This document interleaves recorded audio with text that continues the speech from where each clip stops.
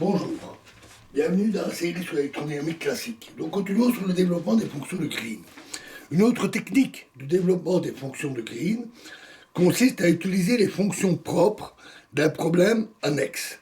Cette approche est intimement liée aux méthodes suivies précédemment. Afin de préciser ce que nous entendons par fonction propre, considérons une équation différentielle elliptique de la forme nabla carré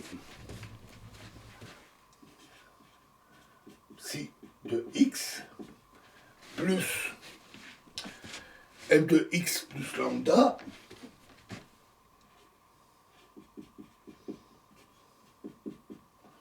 psi x égale 0.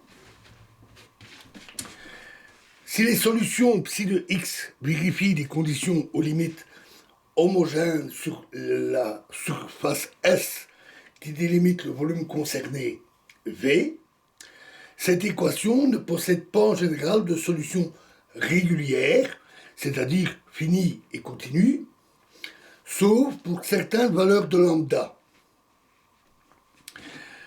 Celles-ci sont désignées par lambda n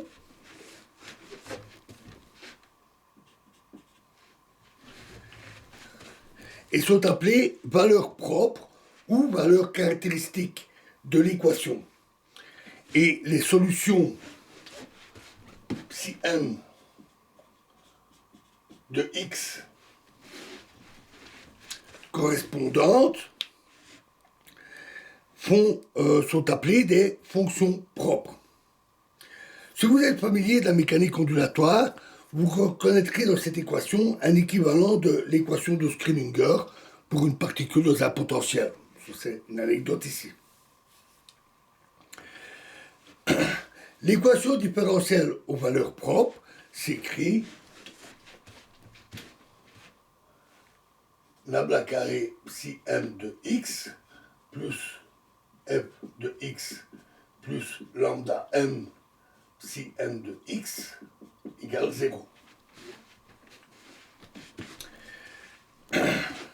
Des méthodes semblables à celles utilisées pour démontrer l'orthogonalité des fonctions de Legendre ou de Bessel permettent de démontrer que ces fonctions sont orthogonales.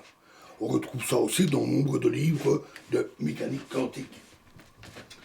Intégrale sur V de psi astérisque m de x, psi n de x d cube x est égal à delta mn,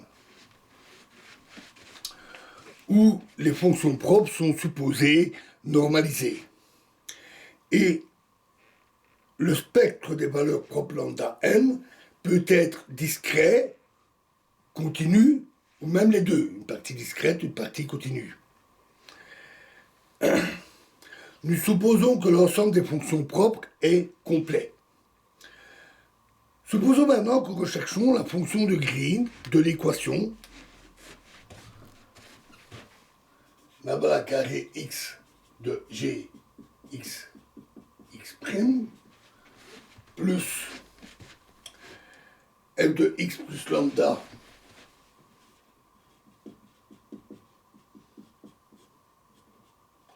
g de x x' égale moins 4pi delta x moins x', où lambda n'est pas une valeur propre lambda n. Supposons en outre que les fonctions de Green sont astreintes aux mêmes conditions limites que les fonctions propres psi de n. C'est pour ça qu'on parle de problème annexe. On peut alors la développer en série de fonctions propres. Gx'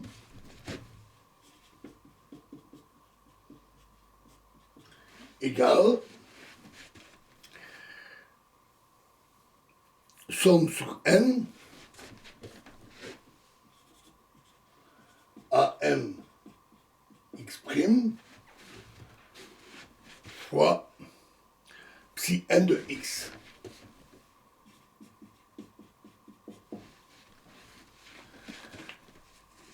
La substitution de ce développement dans l'équation,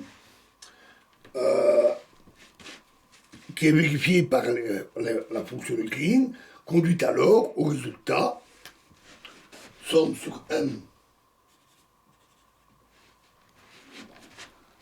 de am x' fois lambda moins lambda m psi x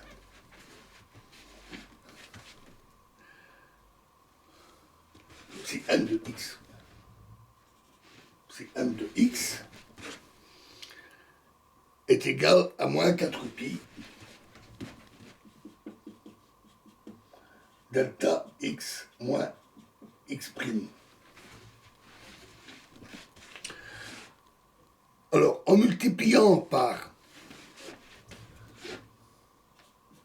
psi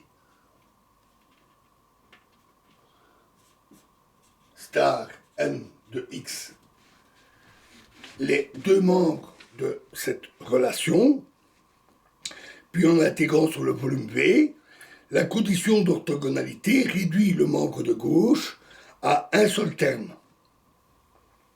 On obtient ainsi am de x'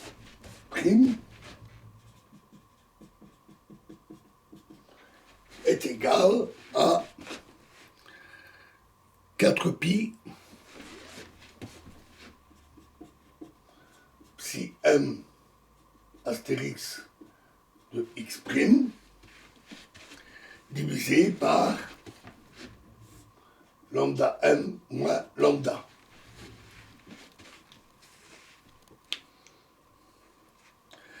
Le développement de la fonction de Green est donc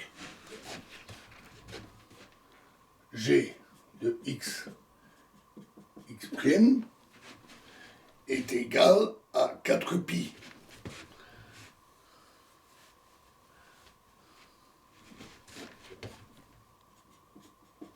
somme sur m de